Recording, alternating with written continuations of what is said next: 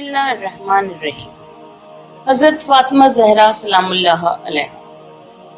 हजरत फातिमा हजरत मोहम्मद मुस्तफ़ा सल्लल्लाहु अलैहि वसल्लम और जनाब खतीजतुल कुबरा की अकलौती बेटी, हजरत अली की रफ़ीक़ा हयात और इमाम हसन और इमाम हुसैन जनाब ज़ैनब उम्मे कुलसूम की मादर गिरामी और 9 इमामों की जाद्दा माजिदा थी। आपकी मशहूर कुनियत उम्मुल आइम्मा, इमाम अल हसनैन और इमाम सब्तैन थी। मशहूर अलक़ाब ज़हरा और सैयदतुन निसा थे। एक रिवायत में है कि आपकी कुनियत उम्मे अबीहा भी थी। आपका नूर रिसालत के साथ खिलकत कायनात से बहुत पहले पैदा हो चुका था। अलबत्ता आपके ज़ाहिरी नमूद व शहूद के लिए उलमा ने लिखा है कि आप महराज रिसालत माब के बाद सन 562 में बतारीख 20 जमादुस्सानी यौम जुम्मा मक्का मुअज़्ज़मा में पैदा हुई। आपका साल विलादत आमुल फील के लिहाज से 46 और ईसवी नुक्ते निगाह से 515 था। आपकी विलादत के वक्त जन्नत से हूरों आसिया बिनते मज़ाहिम, मरियम बिनते इमरान, सफूरा बिनते शुएब, कुलसूम, हमशीरा मूसा का आना किताबों से साबित है। जनाब खतीजा का बयान है कि चूंकि मैं अपने कबीले के मंशा के बरखिलाफ सरवरे कायनात से शादी कर चुकी थी, इसलिए मेरी कौम ने मेरा बाइकआउट कर दिया था। मैंने विलादत के वक्त हस्बे दस्तूर इत्तला दी, लेकिन कोई ना आया। अल्लाह की रहमत शामिल हाल रही। हूरों और पाक बीबियों ने काबला और दाइया का काम किया। बच्ची पैदा हुई। रहमतुल आलमीन का घर बकाए नूर बन गया। तारीख खमीस जिल्द अव्वल सफ़ा 313, दमातुल साकिबा सफ़ा 53। मनाकिब इब्ने शहर आशूब में है कि जनाब खतीजा के साथ जब हज़रत सल्लल्लाहु अलैहि वसल्लम की शादी हुई तो आप पाकरा थी। ये तस्लीम शुदा अमर है कि कासिम अब्दुल्ला यानी तैयब व ताहिर और फातिमा ज़हरा बातिन खतीजा से रसूल इस्लाम की औलाद थी। इसमें इख्तिलाफ है कि ज़ैनब, रुकैया, उम्मे कुलसूम हज़रत की लड़कियां थी या नहीं। ये मुसल्लिम है कि ये लड़कियां ज़हूर इस्लाम से क़ब्ल काफिरों आतिबा, अतीबा, पिसरान अबू लहब और अबुल आस इब्ने रबी के साथ ब्याही थी।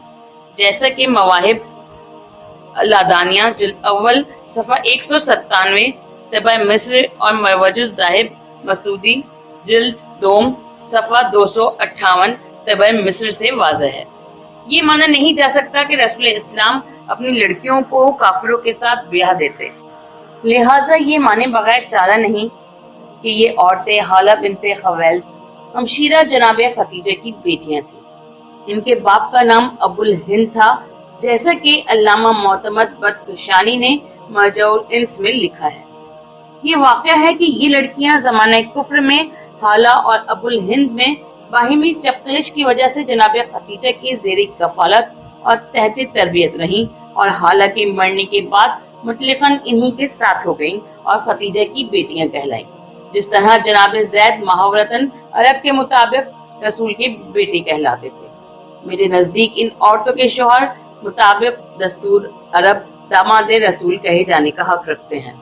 ये किसी तरह नहीं माना जा सकता कि ये रसूल की सल्बी बेटियां थीं, क्योंकि हुजूर सरवारे कायनात का निकाह जब बीबी खतीजा से हुआ था तो आपके ऐलान नबुवत से पहले इन लड़कियों का निकाह मुशरिकों से हो चुका था और हुजूर सरवरे दो आलम का निकाह 25 साल के सिन में हजरत खतीजा से हुआ और 3 साल के सिन तक कोई औलाद नहीं हुई और 40 के सिन में आपने ऐलान नबुवत फरमाया और इन लड़कियों का निकाह मुशरिकों से आपकी 40 साल की उम्र से पहले हो चुका था और इस 10 साल के अरसे में आपके फर्जंद का भी पैदा होना और इन 3 लड़कियों का पैदा होना तहरीर किया गया है, जैसा कि मदराजुन नबुवा में बतफसील मौजूद है। भला गौर तो कीजिए कि 10 साल की उम्र में 4-5 औलादें भी पैदा हो गईं और इतनी उम्र भी हो गई कि निकाह मुशरिकों से हो गया। क्या ये अक्ल फहम में आने वाली बात है कि 4 साल की लड़कियों का निकाह मुशरिकों से हो गया और हजरत उस्मान भी एक लड़की का निकाह हालत शिर्क में ही हुआ था, जैसा कि मदारिजुन नबुवा में मज़कूर है। इस हकीकत पर गौर करने से मालूम होता है कि ये लड़कियां हुजूर सल्लल्लाहु अलैहि वसल्लम की ना थी बल्कि हाला ही की थी और इस उम्र में थी कि इनका निकाह मुशरिकों से हो गया था। सानवाए हयात सैयदा सलामुल्लाह अलैहा सफ़ा 34। जनाब सैयदा में बचपन के वो आसार ही न थे जो आम लड़कियों में हुआ करते हैं। ام سلمہ سے کہا گیا کہ فاطمہ کو اصول تہذیب سکھائیں۔ انہوں نے جواب دیا کہ میں مجسمہ عصمت و طہارت کو اخلاق و عادات کی کیا تعلیم دے سکتی ہوں، میں تو خود اس کمسن بچی سے تعلیم اصول حاصل کیا کرتی ہوں۔ کتابوں سے معلوم ہوتا ہے کہ آپ کا سارا بچپن عبادت اور خدمت والدین میں گزرا۔ ایک مرتبہ حضرت صلی اللہ علیہ وآلہ وسلم صحن کعبہ میں نماز ادا فرما رہے تھے کہ ابو جہل کی نظر آپ پر پڑی تو اس نے حالت سجدہ میں اونٹ کی اوجھڑی گوبر بھری پشت حضور پر رکھ دی۔ فاطمہ کو خبر ملی، آپ دوڑی ہوئی آئیں اور پشت رسالت سے اوجھڑی ہٹا دی اور پشت مبارک کو پانی سے دھو دیا۔ رسول کریم صلی اللہ علیہ وآلہ وسلم نے فرمایا، بیٹی ایک دن یہ دشمن بھی مغلوب ہوں گے اور خدا میرے دین کو انتہائی بلندی عطا کرے گا۔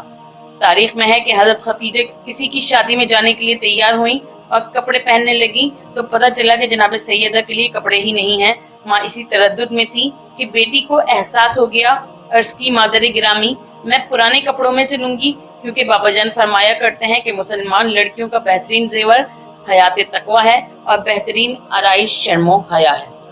شہزادی فاطمہ زہرا کا سارا بچپن فکر و فاقہ اور تنگی مصائب میں گزرا۔ عصمت ایک ایسی صفت ہے جو کسی عمل پر موقوف ہو۔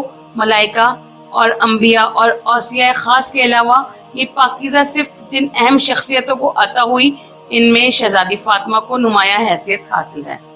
علماء کا اتفاق ہے کہ جس طرح 1,24,000 انبیاء اور 12 امام دنیا میں ہدایت کے لیے خلق کیے گئے اور بھیجے گئے وہ اور سب معصوم تھے، اسی طرح صنف نازک کے لیے حضرت مریم اور حضرت فاطمہ زہرا تشریف لائیں اور یہ دونوں بیبیاں معصوم تھیں اور دونوں کی عصمت پر قرآن گواہ ہے۔ آپ کی والدہ جناب خدیجۃ الکبریٰ تھیں۔ حضرت فاطمہ کو 5 سال ماں کی آغوش میں تربیت نصیب رہی۔ جناب خدیجہ کی علالت سے جناب سیدہ کو بے حد رنج ہوا۔ آپ ان کی تیمارداری میں شب و روز لگی رہتی اور ان کے چہرے پر نظر جمائے انہیں دیکھا کرتی تھی۔ ماں کا چہرہ بحال دیکھا تو خوش ہو گئیں، ماں کی شکل پژمردہ دیکھی تو رنجیدہ ہو گئیں۔ یہی طرز عمل رہا کہ ایک دن خدیجہ نے فاطمہ کو اپنے سینے سے لگایا اور پھوٹ پھوٹ کر رونے لگی۔ بیٹی نے پوچھا، اماں جان آج آپ کے رونے کا انداز کچھ نرالا ہے۔ فرمایا، بیٹی میں تجھ سے رخصت ہو رہی ہوں، افسوس تجھے دلہن بنا نہ دیکھ سکی۔ ماں بیٹی میں المناک گفتگو جا رہی تھی کہ ماتھے پر موت کا پسینہ آ گیا اور جناب خدیجہ 10 رمضان 2062 کو انتقال فرما گئی۔ موت کے وقت آپ کی عمر 65 سال کی تھی۔ آپ کو مقبرہ ہجون میں دفن کیا گیا۔ خدیجہ کے انتقال سے جناب فاطمہ زہرا کو انتہائی رنج پہنچا اور آپ سے زیادہ سرور کائنات کو صدمہ ہوا۔ اسی وجہ سے آپ نے اس سال کو عام الحزن کہا ہے۔ صحیح بخاری جلد 3 صفحہ 419 میں ہے کہ حضرت صلی اللہ علیہ وآلہ وسلم جناب خدیجہ کی یاد میں گوسفند ذبح کر کے ان کی سہیلیوں کے پاس بھیجا کرتے تھے۔ ایک مرتبہ حضرت عائشہ نے کہا کہ اس بڈھی کو جس کے منہ میں دانت بھی نہ تھے کب تک یاد کرتے رہیں گے۔ یہ سن کر حضرت صلی اللہ علیہ وآلہ وسلم غضبناک ہوئے اور فرمایا کہ اس سے بہتر مجھے کوئی عورت نہیں ملی، اور اس وقت وہ ایمان لائیں جبکہ سب کافر تھے، اس وقت میری تصدیق کی جب سب مجھے جھٹلاتے تھے، اور اس وقت میرے لیے مال صرف کیا جب لوگ مجھے محروم رکھنا چاہتے تھے۔ حیات القلوب میں ہے حضرت ابو طالب اور ان کے 3 دن بعد حضرت خدیجہ کا انتقال ہوا۔ 10/62 شب جمعہ یکم ربیع الاول کو حضرت صلی اللہ علیہ وآلہ وسلم نے ہجرت فرمائی اور 16 ربیع الاول یوم جمعہ کو داخل مدینہ ہوئے۔ وہاں پہنچنے کے بعد آپ نے زید بن حارثہ اور ابو رافع کو 500 درہم اور 2 اونٹ دے کر مکے کی طرف روانہ کیا کہ حضرت فاطمہ بنت اسد، ام المومنین سودا اور ام ایمن وغیرہ کو لے آئیں۔ چنانچہ یہ بیبیاں چند دنوں کے بعد مدینے پہنچی۔ آپ کے عقد میں اس وقت صرف 2 بیبیاں تھیں، ایک سودا اور دوسری حضرت عائشہ۔ سن 2 ہجری میں آپ نے ام سلمہ سے عقد کیا۔ ام سلمہ نے نگہداشت فاطمہ کا بیڑا اٹھایا اور اس انداز سے خدمت گزاری کی کہ سیدہ فاطمہ الزہرا نے ماں کو بھلا دیا۔ حضرت فاطمہ زہرا سلام اللہ علیہا کی شادی۔ حالات کا تقاضا اور نسلی و خاندانی شرافت کا متقاضی یہ تھا کہ جناب فاطمہ کی خواستگاری کے سلسلے میں حضرت علی کے سوا کسی کا تذکرہ تک نہ آتا، لیکن کیا جائے کہ دنیا میں اس اہمیت کو سمجھنے سے قاصر رہی۔ یہی وجہ ہے کہ جناب فاطمہ کے سن بلوغ تک پہنچتے ہی لوگوں کے پیغامات آنے لگے تو رسول اللہ صلی اللہ علیہ وآلہ وسلم نے فرمایا کہ فاطمہ کی شادی حکم خدا سے ہوگی، اس لیے تم سب کی درخواست قبول نہیں کی جا سکتی۔ اس کے بعد حضرت علی نے درخواست کی تو آپ نے فاطمہ کی مرضی دریافت فرمائی اور وہ چپ رہی۔ یہ ایک طرح کا اظہار رضامندی تھا۔ بعض علماء نے لکھا ہے کہ حضرت نے خود حضرت علی سے فرمایا کہ اے علی، مجھے خدا نے فرمایا ہے کہ اپنی لخت جگر کا عقد تم سے کر دوں، کیا تمہیں منظور ہے؟ عرض کی جی ہاں۔ اس کے بعد شادی ہو گئی۔ علامہ مجلسی لکھتے ہیں کہ پیغام محمود نامی ایک فرشتہ لے کر آیا تھا۔ بہار الانوار جلد اول صفحہ 35۔ بعض علماء نے جبرائیل کا حوالہ دیا ہے۔ غرض یہ کہ حضرت علی نے 500 درہم میں اپنی زرہ حضرت عثمان غنی کے ہاتھوں فروخت کی اور اسی کو مہر قرار دے کر بتاریخ یکم ذی الحج سن 2 ہجری حضرت فاطمہ کے ساتھ عقد کیا۔ مذکورہ رقم آج کل کے لحاظ سے 107 روپے ہوتی ہے، جو ہمارے نزدیک شرعی مہر ہے۔ جناب سیدہ کا جہیز۔ نکاح کے تھوڑے عرصے بعد سن 24 ذی الحج کو حضرت سیدہ کی رخصتی ہوئی۔ سرور کائنات نے اپنی اکلوتی اور چہیتی بیٹی کو جو جہیز دیا، اس کی تفصیل یہ ہے: ایک قمیص قیمتی 7 درہم، ایک مکنا، ایک سیاہ کمبل، ایک بستر کھجور کے پتوں کا بنایا ہوا، 2 موٹے ٹاٹ، چمڑے کے 4 تکیے، آٹا پیسنے کی چکی، کپڑے دھونے کی جگہ، ایک مشک، لکڑی کا بادیا، کھجور کے پتوں کا بنا ہوا ایک برتن، 2 مٹی کے آب خورے، ایک مٹی کی سراہی، چمڑے کا فرق، ایک سفید چادر، ایک لوٹا۔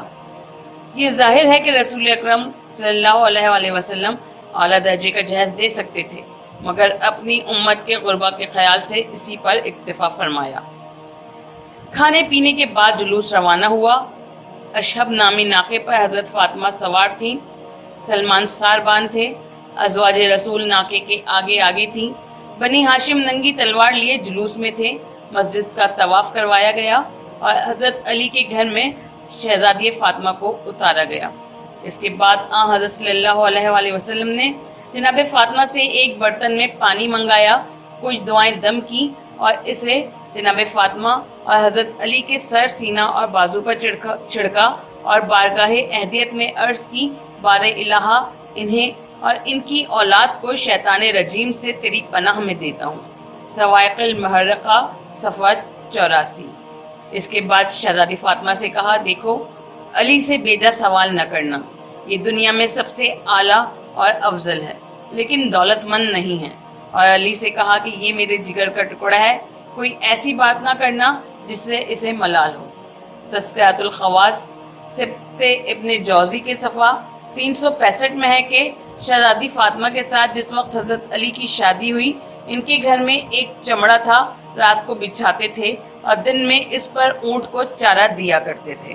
شوہر کی گھر جانے کے بعد آپ نے جس نظام زندگی کا نمونہ پیش کیا ہے، وہ طبقہ نسواں کے لیے ایک مثالی حیثیت رکھتا ہے۔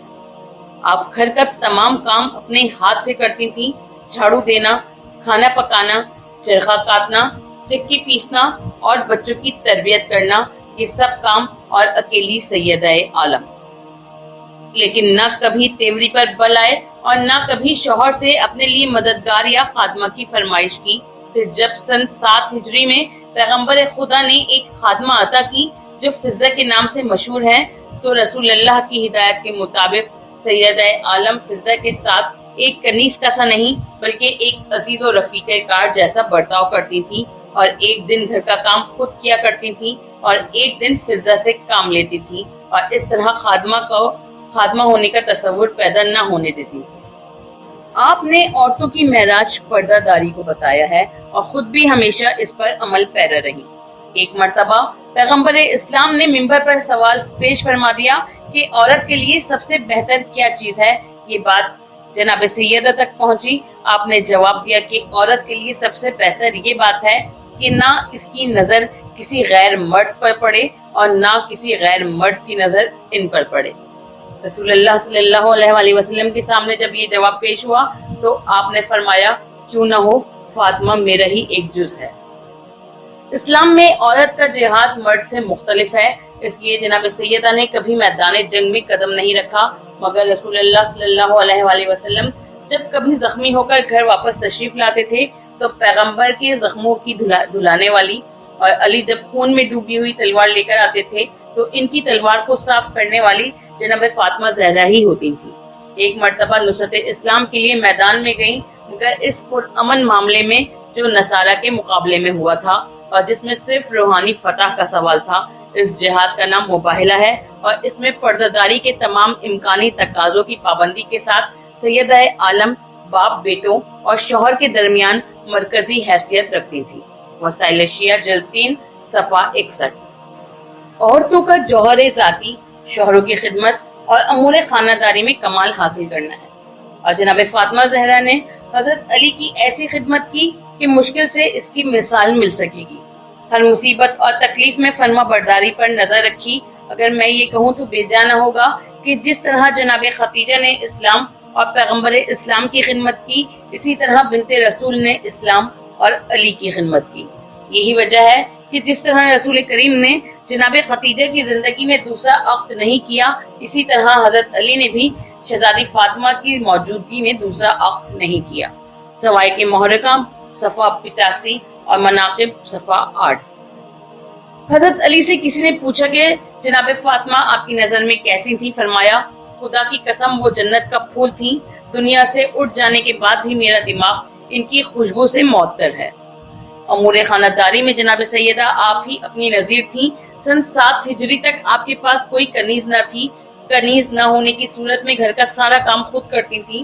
حضرت علی سویرے اٹھ کر مسجد چلے جاتے تھے اور وہاں سے مزدوری کی فکر میں نکل جاتے تھے۔ فضا کے آ جانے کے بعد کام تقسیم کر لیا گیا تھا، بلکہ باری باندھ لی گئی تھی۔ ایک دفعہ سرکار دو عالم خانہ سیدہ میں تشریف لائے، دیکھا کہ سیدہ گود میں بچے کو لیے چکی پیس رہی ہیں۔ فرمایا، بیٹی ایک کام فضا کے حوالے کر دو۔ عرض کی، بابا جان آج فضا کی باری کا دن نہیں ہے۔ مناقب صفحہ 14۔ جناب سیدہ فاطمہ کے 3 بیٹے اور 2 بیٹیاں پیدا ہوئیں۔ 15 رمضان 3 ہجری کو امام حسن اور 3 شعبان 4 ہجری کو امام حسین اور 5 جمادی الاول 6 ہجری کو حضرت زینب اور 9 ہجری میں جناب ام کلثوم اور 11 ہجری میں اسقاط محسن ہوا۔ علماء نے لکھا ہے کہ جناب زینب کا عقد عبداللہ بن جعفر اور جناب ام کلثوم کا عقد محمد بن جعفر سے ہوا تھا۔ جناب سیدہ بے شمار نمازیں شب و روز پڑھا کرتی تھی۔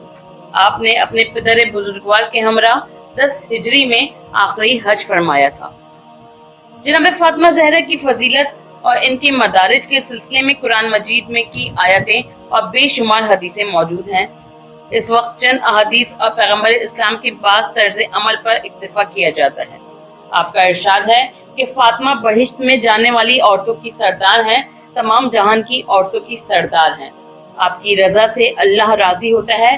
جس نے آپ کو ایزا دی، اس نے رسول کو ایزا دی۔